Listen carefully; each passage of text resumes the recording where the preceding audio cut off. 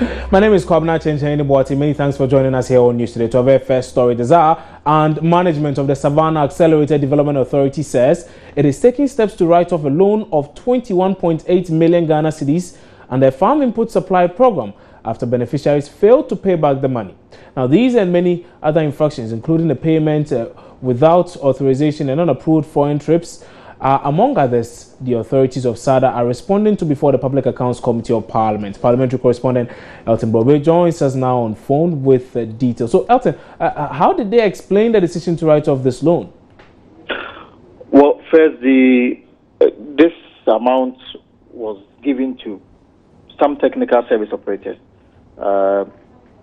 to buy farming inputs for their operations. Now, the Auditor General in his report to Parliament says that management released the funds and farm inputs under input support program totaling 22.8 million Ghana cedis to the technical service operators to engage in farming activities with farmer groups in their catchment areas in 2013 farming season. Now, they've noted that the TSPs, as the technical service providers, refunded just 995,000 Ghana cedis, representing just 4% of the total input cost, leaving an outstanding balance of 21.8 million Ghana cedis. Now, 18 months after the farming season, they are saying that poor supervision over the activities of the TSPs, coupled with poor debt recovery strategies, accounted for the anomaly. The recommendation to management of SADA was that they institute legal action against the defaulting TSPs to collect the amount to serve as a deterrent to others. Now, in their response to the Auditor General, which they are about to even say more before the Public Accounts Committee, they accepted the recommendation of the Auditor General, and they say that they've taken steps to retrieve these payments with modest success. Now, management is saying that they are conscious of the difficulties that the TSPs face in recovering these monies from beneficiary farmers in view of the bad weather and poor harvest. And for that reason, they've taken steps to write off some of these debts. So the reason why they cannot recover the money in their own words relates to bad weather and poor harvest. So they cannot recover an amount of 21.84 million Ghana cedis. So what has been the word from the committee after hearing such comments by SADA? The fact is that I'm quoting this from the summarized document before the Public Accounts Committee. Okay.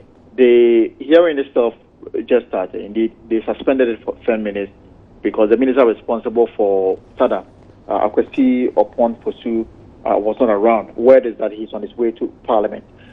So they're about to get into the details of this particular issue. The summarized report talks about so many things, and I'm sure that very soon the Chief Executive Officer of SADA, Mr. Charles Abugri, who is also here with his board chairman, Adam Sule, will be responding directly to the many issues raised against SADA in this audited accounts of SADA covering the period 2013 and 2014. There's actually issues about failure to recover advance granted to Human Construction Engineering Limited. We're talking about 1 million Ghana cedis. SADA is saying that they wrote to the Ministry of Finance requesting the repayment of the amount. Management received a letter from the Ministry of Finance confirming this amount and its commitment to repay the said amount to SADA. Now, they are saying that subsequent requests for the repayment have still not been honored. There's also an issue about unapproved trips to Birmingham and Berlin, which stands at 69,000 Ghana cedis. There's also another, what the Auditor General is describing as wasteful expenditure on trips to Turkey, standing at 186,000 Ghana cedis. And also, there's also an issue about 2 board members performing administrative duties in which they were paid 60,000 Ghana cedis. These are the queries that is before the authorities of SADA, and very soon, the event just started. Okay. They will go through all of this and respond directly before the Public Accounts Committee. Right. Elton, many thanks for that update. And that was Parliamentary correspondent Elton Brobe bringing us details of that. There's more on this at 3 o'clock when we join you later with The Pulse. That's our news and news analysis program, which airs later this afternoon. But away from that now, and police in Wa have launched investigations into an incident where former DC former DC for Wa West is alleged to have hit a 15-year-old boy on the head with a shotgun, inflicting severe wounds on the victim's head. Former Wa West District Chief Executive Adamu Dasana has been accused of assaulting a 15-year-old boy for refusing to greet him. Mr. Dasana is alleged to have hit Husseini Alim on his head with his shotgun, inflicting severe wounds on the victim's head. According to an eyewitness, Mr. Dasana was angered because the victim failed to greet him, and when he rebuked him, he insulted him. The former DCE, sensing danger, has since bolted from the Dormont community where the incident occurred. Nahama Hadi is an eyewitness and brother of the victim. He joins us on the phone now to tell us more about this very disturbing issue. So, hello Hadi, good afternoon, many thanks for joining us. Can you tell us exactly what happened? Good afternoon, thank you very much for this opportunity. Yeah, it was on Saturday evening that this young guy, a brother of mine, who rode a bicycle and then parked at where this former DC sat, and they opened a workshop to fix some tools for his master. When he came out from the workshop, he came out, and then this former DC asked that whose child is this? So they mentioned the child's father's name, and then he said he doesn't respect. So the guy didn't say anything and left. So he came back upon the master's request to come and pick different tools. So when he came back, this former DC grabbed him and said, "You came the first time, you didn't greet, you didn't show any respect, and you have come the second time. So this time I will deal with you." So he grabbed the guy, hold his neck, started slapping him. So he was slapping him. He pulled the guy to where he sat, where there was a bag. He opened the bag and pulled out the gun. So he pointed the gun at the guy's head, threatening him. And then the guy started crying. He was just a small boy. So the guy started crying. He used and the people who were around trying to beg, and they would leave the guy. So he used the gun and hit on the head of the guy, and then the guy had some injuries. Okay. Now, I just want to find out from you, have you reported this issue to the police? Yes, please. We have reported. What has been the feedback? So far, we've reported, but we haven't seen any action yet. And then on that day, the former DC ran away from the community. Okay. Maybe let me find out from you how your brother is doing currently. Is he okay? Okay, he has been complaining of headache, but we are still looking after him. And you've already taken him to the hospital, and he has the... Yes, please. We've taken him to the hospital. Okay, all right.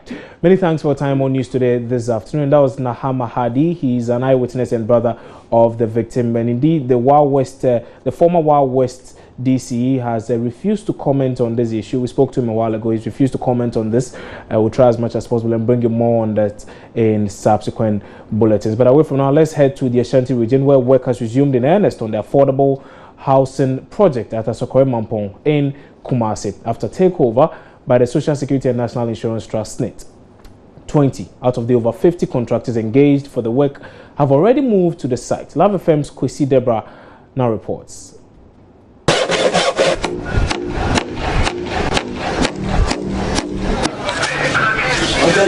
We started 3 weeks ago. 3 weeks ago, exactly 3 weeks ago. About 20 people have been given mobilization. About 20 people. They are all working, but the rest will get the engine in batches. In batches? In batches. So when is the next batch going to get their mobilization? Hopefully tomorrow. They're going to get their mobilization. As soon as they get, they start. The second batch of contractors is due to receive their mobilization funds next week. It is expected that in the next 30 months, all the structures would be habitable. They've given us about 9 months to complete the whole structure. So we are working seriously, tirelessly, day and night. Everybody is working. Despite the steady pace of work, some of the workers are still skeptical about the future, especially beyond election 2016. For the past 8 years, it was started 8 years ago. As a result, people have gotten work to do. I hope it will be completed before this year's election.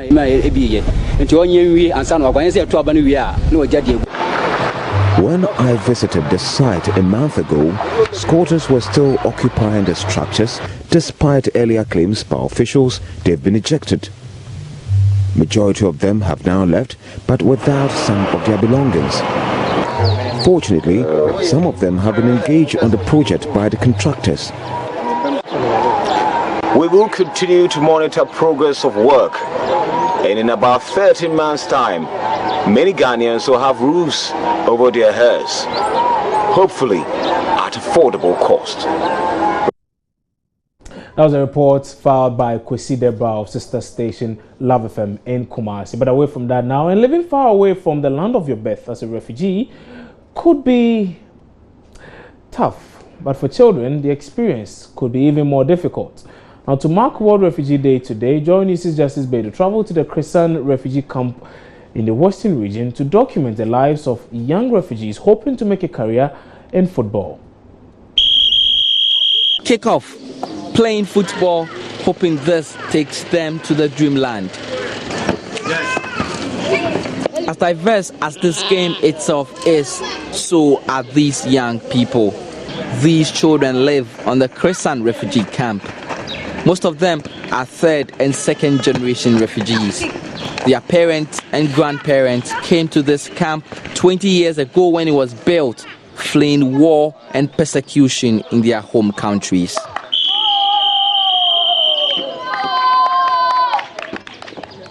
Kofi, 12, from Togo. Pascal, 16, from Congo. Ellie, 14, from Sierra Leone. And Zach, 12, from Liberia, are just a few of the several twinkle little stars hoping to shine on the world stage of football. A dream they hope could take them away from this camp. See what you are picking up. Go down. 35-year-old Mohamed Conte is the man on the touchline, coaching these boys into their dreamland. Like Zach, Mohamed came to this camp 17 years ago as a small boy, running away from war in his native Sierra Leone. He was a talented footballer, he tells me, but there was no help and his dreams went away with time. Now he wants a better future for these boys. The people are fighting, shooting. I cannot go there. If I go there, I cannot survive. I want to be a footballer because it's my target when I was small. I like football. If we go back, they'll kill us. That's why I don't want to go back. And I want to be a footballer.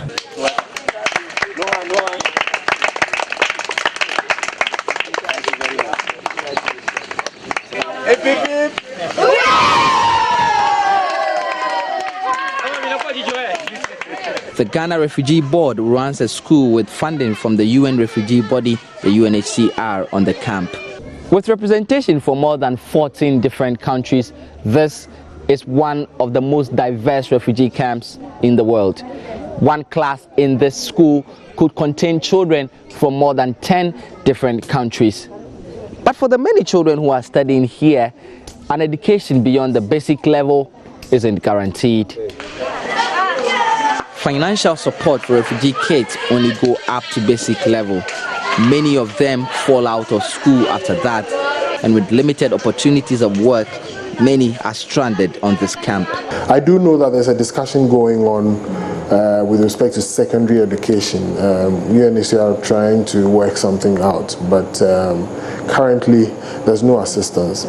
And those who are locally integrating, for instance, have chosen local integration because they know or they believe that they will be able to fend for themselves here, make something out of whatever skills they've got so that they'll be able to fend for themselves, feed their families, pay school fees and so on. Like the people who gave birth to them, the refugee kids on the Christian camp have dreams, not just for football, but for a brighter future here in Ghana and to possibly put the dark days of war behind them and return to their home country. But for many, it may continue to remain just that, a dream. Justice Bedu, Joy News, Christian. Hey, Nakra, my name is Kwabna Chenchainibot. You're watching News Today on your Joy News channel on Multi TV. We're taking a break. When we come back, we'll bring you some more stories. Don't go away.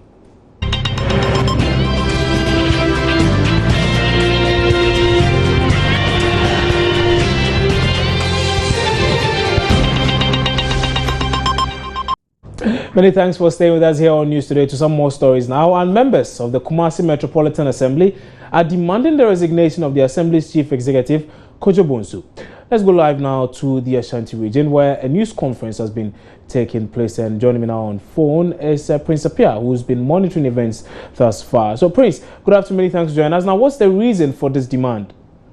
Yeah, good afternoon, Judge. The reason is that, the Assembly, Kumasi Metropolitan Assembly, has not reconstituted yet because of the impasse of electing presiding member for the General Assembly. So, and the traditional authority with Nana Amwahene, who is supposed to represent the people in absence of the Assembly members on the KJTR Central Market Redevelopment project. But what the Assembly members are saying is that they cited a letter which is dated 13th June, which is questioning the status of the chief, Nana Amwahene. And for them, they think that it is a disrespect to the golden stool, Asante Hene, who is the life patron of the KJTR and Assembly members, and again to the rightful owners of the stores.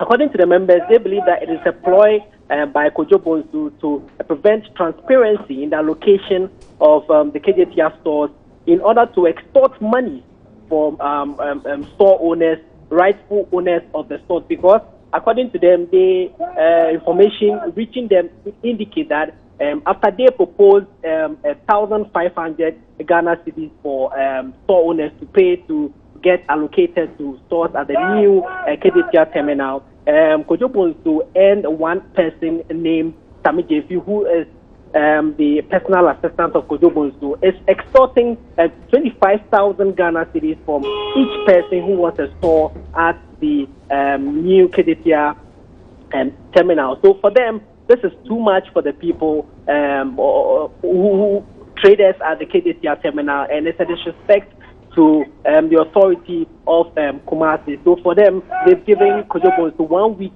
to resign. If not, they are going to demonstrate massively against him. Prince, let me ask, has Kojo Bonsu been speaking about this accusation? I mean, what has been his response? Are the things these people saying true in any way? Currently, we've not had anything from his end so far. Okay.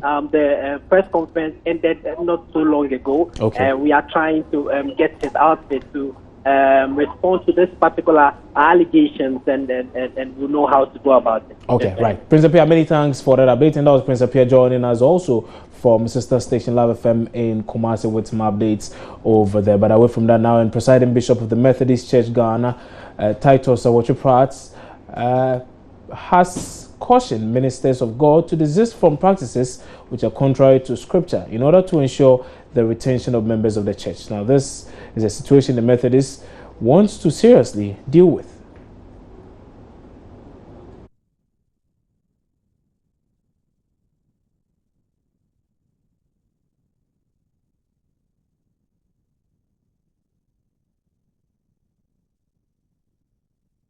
Well, before the elections, we are doing intensive teaching in the church,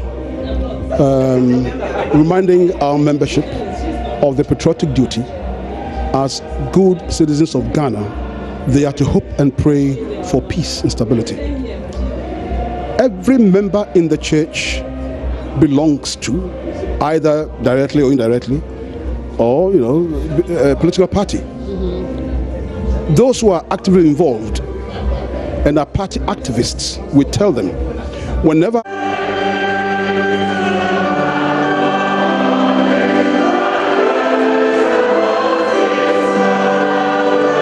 the church plays a major role in shaping and influencing society, especially in our Ghanaian setting. Heads of churches, pastors for that matter, lead this charge. For this reason, men of God are to lead exemplary lives. 58 of such ministers who have gone through 2 years of training at the Trinity Theological Seminary have been commended and commissioned to begin probationary service to various societies of the Methodist Church, Ghana. Presiding Bishop Titus Awotwe-Pratt, who commissioned the new ministers at the Mount Olivet Methodist Church in Dansoman, charged them to abide by the teachings of the Holy Scripture in order to influence and impact on society positively. To teach, not only preaching. The teaching allows the person listening, person being taught, to understand, to grasp, and then to apply it to person's life. But if we stop teaching and stop do the right, and in the Methodist Church, we have it easier and better. Weekly Bible lessons. There's one person who teaches on the television, and the other day I was being told he uses the Methodist hour, weekly Bible lessons, the stages for his TV teaching, and in his church.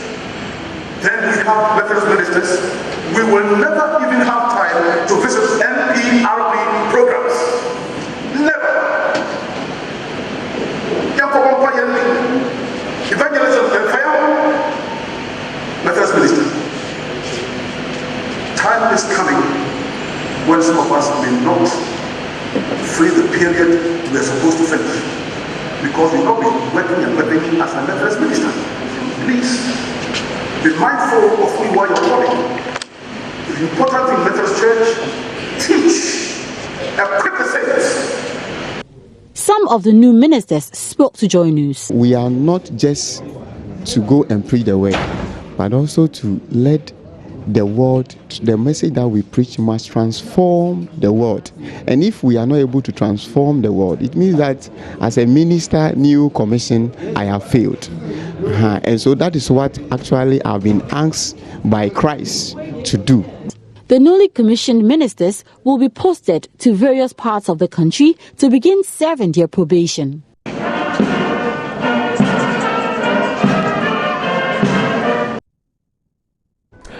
Now, have you ever suffered a wound that has proven tough to heal? Or are you currently battling with a stubborn wound? Well, if your response to the latter question is in the affirmative, then there's good news for you. At Alabanyo Abehinyasi in the Volta region, a young traditional doctor is fixing wounded hands and legs that came close to being amputated. Latif Idris visited the soft-talking traditional specialist and reports Komla is impacting many lives in his small corner.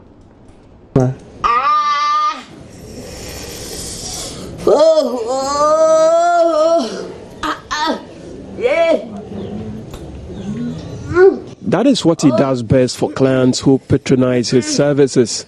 He makes them cry their hearts out, but in the end gets their wounds healed. In a community of about 1,000 kilometers square, made up of about 2,000 residents, Abochi Komla is saving arms and legs that otherwise would have been amputated. As he dresses the gigantic wound of his new client, the young spiritual doctor who inherited the healing powers from his father tells me his clients call him a sadist because of what he describes as the necessary pain he has to put them through. She will even run if everything is gone, yes. The very day she came, she can't walk on her own. So we carried him to this place, but as at now, he's using the walking stick, managing the stairs. So by the time the wound will gone, she can even run.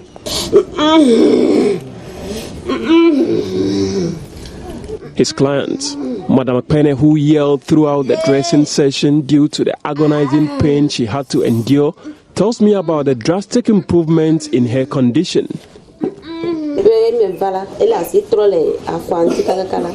When I came in a week ago, my feet felt very heavy. And when he started treating it, I still felt the heaviness until about 3 days ago when I started experiencing some relief.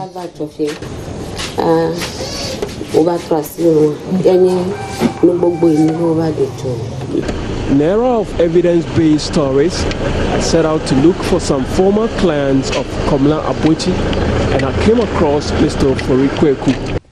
My hand all can make big from my head to my shoulder. I try, I didn't, that still is paining me. Then I heard of my brother. full Komala. Then I go hospital. Then they operate my hair before some water come outside. Before then, the hair all can make wound, big one. How big was your hand? I mean, it is very, very big. Swollen. How big was it? Nearer to my distance, my your thigh. My thigh. Abochi Komla shows me the stinking carcass of a snake, bones, beads, needles, and a piece of rag, all which he removed from the leg of Madame Akpene. He explains the procedure. These things are, when I want to remove things, I just use only local egg. Local egg. If the spirit will come, you use the egg to be rubbing the body, then you will be chanting.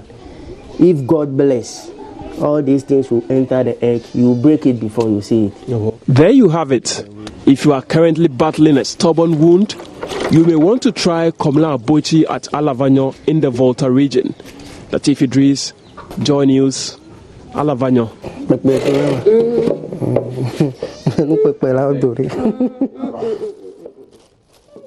That was an interesting piece there by my colleague Latif Idris. You're watching News Today here on the Joy News channel on Multi TV. We're taking a break. When we come back, we'll bring you some updates in business and sports. Stay on.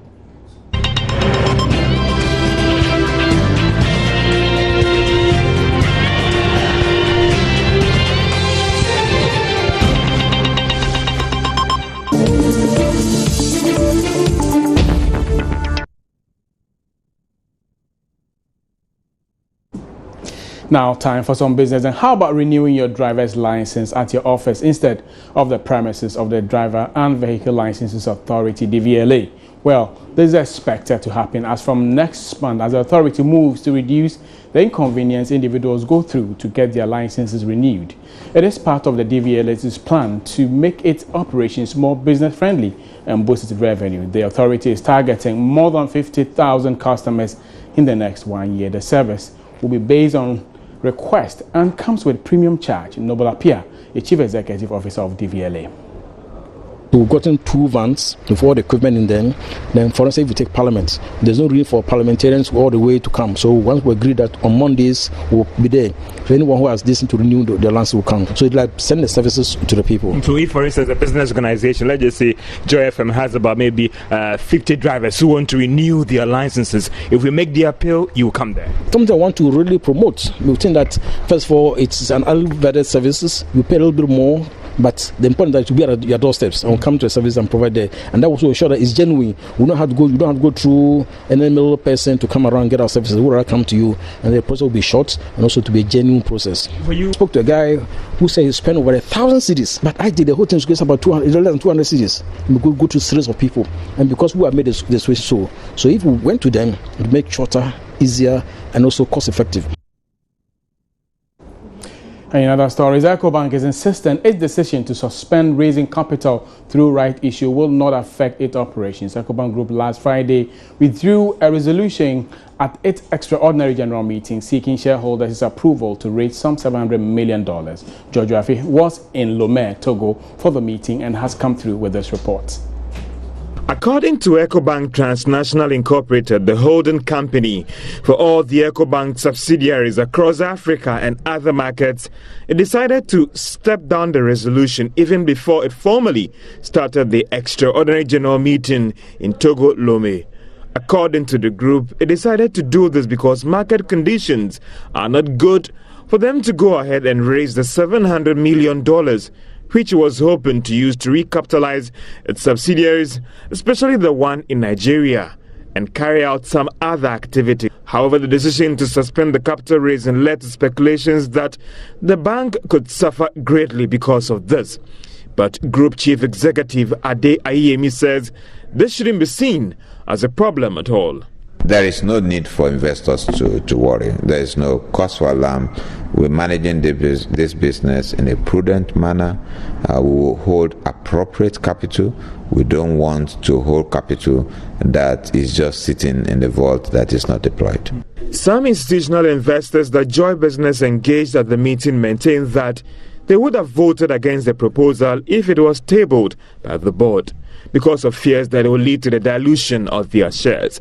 For many, the meeting of EcoBank Transnational Incorporated could be described as interesting, as the board came under some heavy criticisms over the group's financial performance for last year. The bank last year saw its profits decline substantially to $66 million, compared to $338 million in 2014. But the bank maintains that strategies being put in place to turn around its fortunes are working, as its revenue and profits have picked up for the first quarter of this year. So that will be it for business. My name is John Kojo Amwako, but there is more business on the market plate at 1. Coming up next is your sports.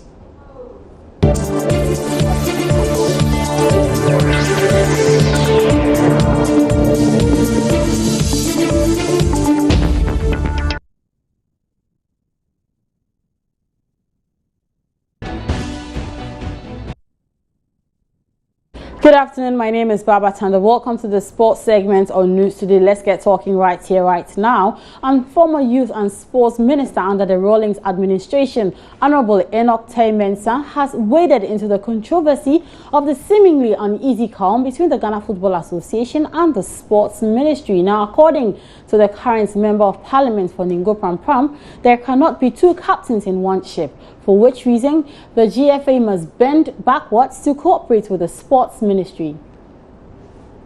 I think that there's no need for what is happening to be going on. The ministry is responsible for sports, not anything else. So the only thing that I expect of the Football Association is that they must cooperate with the ministry.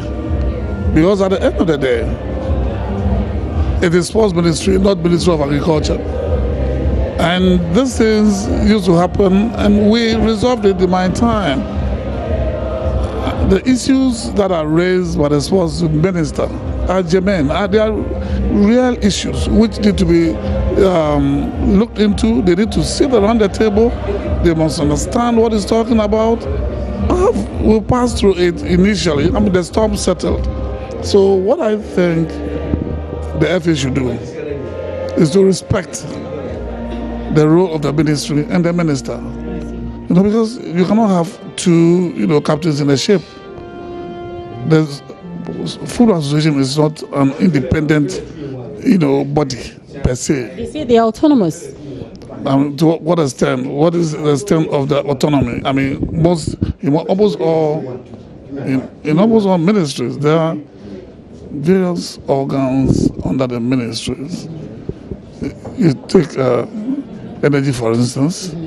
They have several organs, MP, name them, and they work together. If you think that you are autonomous, look at the human body. There are various parts, and they work together towards a common purpose. Now, away from that, the second round of the National Women's League kicked off last weekend with 8 matches across all league centres. Here's a wrap of all the action.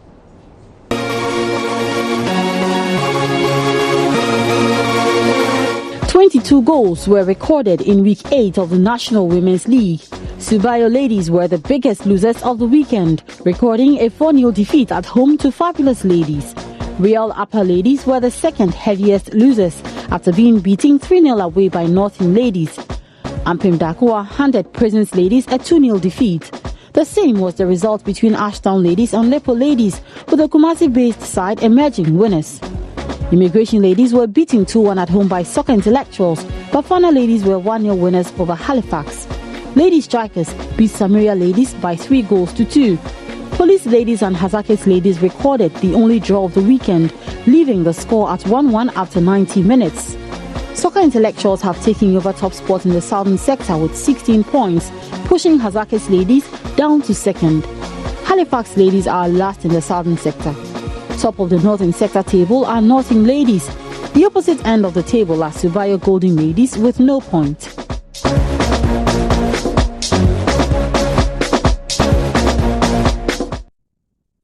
sports headlines on the sports page of myjoyonline.com. If you're a Twitter fan, you can find us there. Joy Sports GH is our handle. My personal handle is at Baba Tando. You can also get us on Facebook. We're there as Joy Sports. That's it for your sports for now. My name is Baba Tando. Have a good afternoon.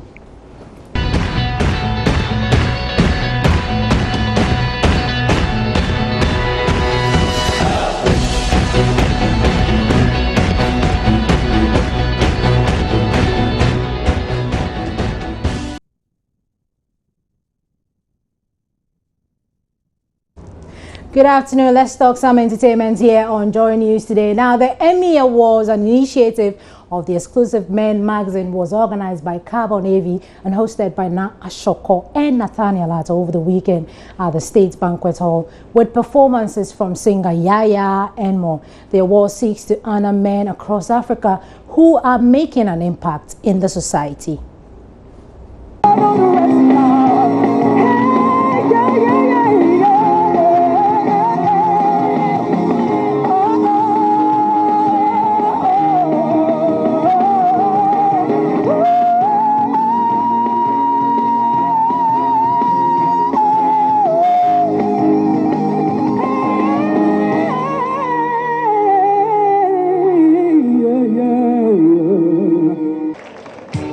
Congratulations to Apostle Dr. Kwejo Safo of Christo Asafo. Shall we put our hands together?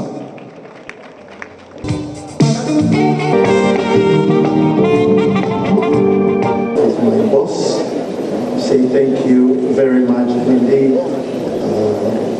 is one of the few giants, just like Dr. Despite, who have dared to revolutionize the media. Very good, very good. I am very happy about the motive behind it. Selecting people who not necessarily just popular or wealthy, but people who've done something positive. When you look at Kwesi Chum, you look at Papa Kwesi Indum. I mean, these are people who you want your son to be like. I think they've done a fantastic job. The setup is superb, sound quality, the quality of people here. I think it's gone very well. They've done very well. Be the maiden session, I think they've done very well. It's been amazing. I mean, to have all these prestigious men, all these wonderful men who are doing so well in the society come together under one umbrella like this and being honored, it's just amazing.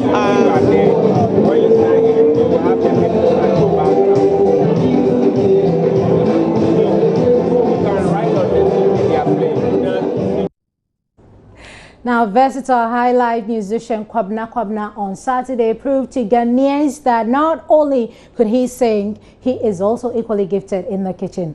The also hit singer brought his cooking skills to bear during the 2016 Joy FM Marina Mall Father's Day cooking competition at the Marina Mall. The competition, put together by Joy FM and Marina Mall, saw 5 dads face off in a keenly contested jollof cooking competition as part of activities to mark this year's Father's Day.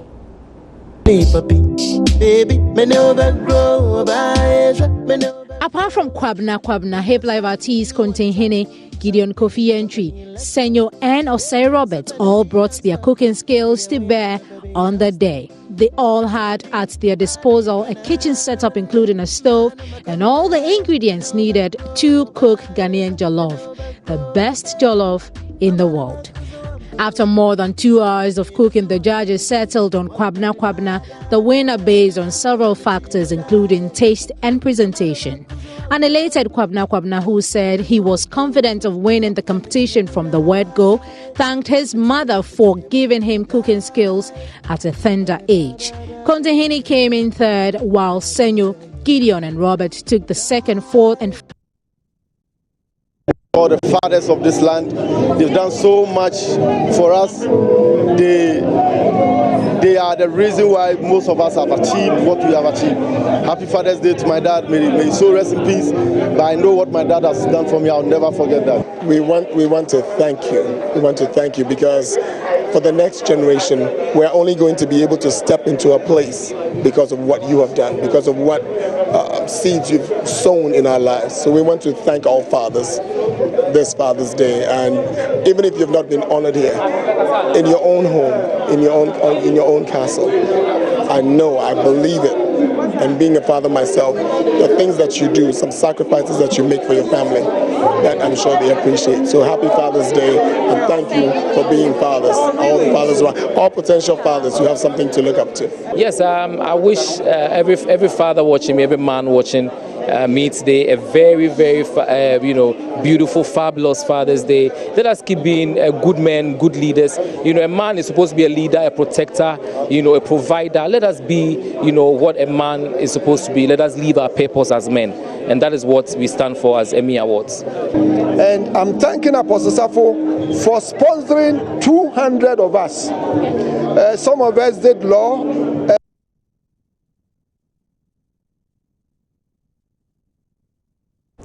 That's how we wrap up for Joy News today, entertainment on Joy News today. My name is Becky. Enjoy the rest of our programs.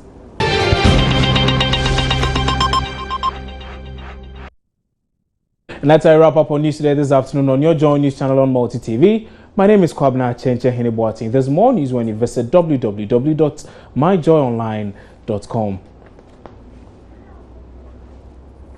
The Marketplace comes up next with John Kujoma. Many thanks for your company.